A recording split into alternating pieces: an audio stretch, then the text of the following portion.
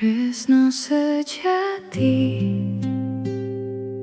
ora mung saka tembung, nanging saka ati sing tansah gelem ngancani.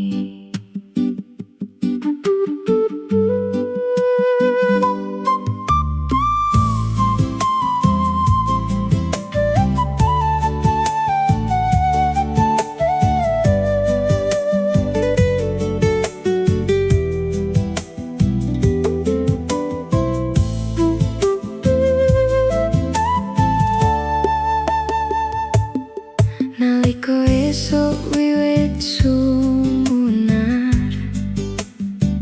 kowe tansah ono ing sandingku. Ora mung naliko bungah teko, nanging uga naliko lara nyapa. Tresno dudu mung janji manis utawa kembang saben dino,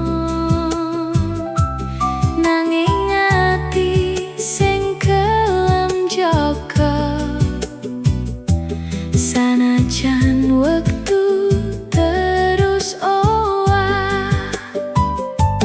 Yen tresno mung merga rupa bakal luntur,